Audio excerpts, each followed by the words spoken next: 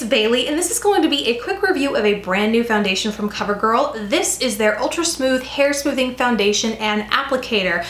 From the name, I'm sure you can assume you not only get the foundation, but you get this rubberized applicator, and this is the first from Covergirl that I've actually seen come in a separate plastic packaging. Just a heads up if you're looking for this on your drugstore shelves. Now, the premise behind this and having the applicator come with it is that when you're applying your foundation, it can sometimes lay unevenly over areas where you might have some peach fuzz. Your upper lip, let's get real, it exists. When I don't wax mine regularly, you know, foundation lays unevenly there, as well as any sort of sideburns, so to speak, you might have. Peach fuzz happens, people, and so the fact that they're coming up with a sort of tool to help get around that obstacle, I really wanted to try out. Beyond just the tool though, I happen to really like Covergirl foundations, at least I have the past few. Most recently I think was the Ready Set Gorgeous, which I tried so hard to find before this video and I just couldn't.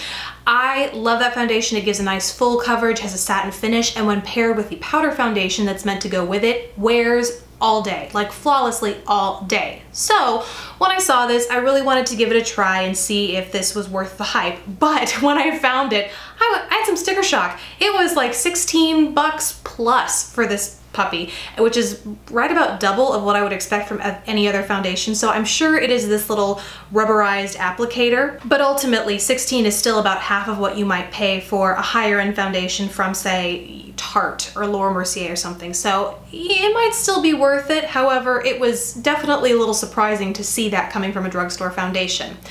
Moving on. This foundation really makes no claims as to how it will wear, the kind of coverage it's going to provide, any of that kind of stuff. It's all about this applicator tool. So first let's talk about that.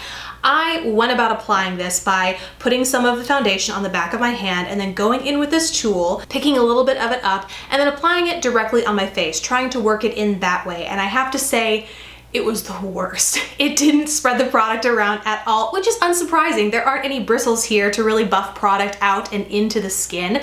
So wasn't really surprised there, but once I started getting into those areas where one might have peach fuzz, like the lip or, you know, around here, around your hairline, I didn't really notice it making a bit of a difference because it lacks those sort of buffing fibers that or buffing bristles that a normal brush would have. It almost caked it on or not almost, it definitely did cake it on too much on top of those hairs, which almost made them stand out more.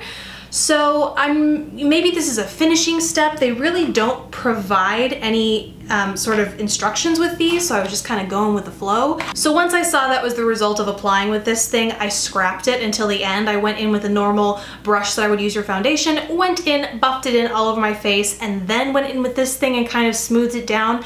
Personally, I didn't notice a difference over using a brush versus using this, so right off the bat, I don't think this is worth having in this whole set. But beyond that, I want to discuss the actual wear of the foundation. Now, this, as you can see from the before and after of no makeup versus having the foundation on, I think provides relatively full coverage. It's definitely buildable in spots where you might need more coverage, like blemishes or your under eye area, but it produces kind of a satin finish. It's definitely not completely matte, but it is not illuminating by any means, I would say. I personally prefer foundations that are a little bit fuller coverage so they really even out your complexion nicely. So this was definitely my cup of tea from the start. However, as it started wearing away throughout the day, it doesn't have any sort of shine control. I definitely developed some dewiness in my T-zone. I do have combination skin, so that's not unusual for me, but it is in the drier winter months, so I can only imagine that come spring and summer, I would have been an oily, greasy mess. As it was though, I looked at my face midday and around the 4 p.m. mark, and I thought it was a pretty sort of healthy development of glow, I guess. I wouldn't say shine because that has a negative connotation, but a glow about me. But by the time I came home, my foundation was in shambles, more or less. And you can see here from the before and after of the before, you know, going out for the day face, and the after, it definitely wore away in some of my problem areas as someone with a combination skin type, right around my chin where I have some blemishes, in my under eye area. So in general, it didn't pass the wear test for me. But one redeeming quality I did find with this is it's really hydrating, something that I appreciated it did during such dry fall, slowly turning into winter months, is that it really helped nourish my skin during the day. So I think this has potential to be a great foundation for drier skin types, which is something that I don't think CoverGirl really has in their foundation line yet, because I think this is the 4th kind of CoverGirl foundation I've tried. This is definitely the one that I would recommend to those with drier skin types, because the rest tend to be dry with a more satin or matte finish and stay that way throughout the day. This definitely hydrated, but perhaps a little too much for me, and I think it would definitely for any other oilier skin type. Overall, I gotta say, this is a miss for me, but I do hope that seeing some of these before and afters and hearing what it wore like throughout the day helped you decide whether or not this is going to be a foundation for you and your skin type. Beyond that though, this whole hair smoothing contraption, I think you don't buy it for this. If you want something that's gonna help you smooth your peach fuzz down with your foundation, this is not the tool to buy. I don't know which tool you should buy, but it's not this one. Definitely, if you're going to buy this, buy it for the foundation, because while it's not for me, it could be for you. So thank you guys so much for watching. I really hope this was useful, especially for a foundation that is a little pricier than we're used to seeing from the drugstore.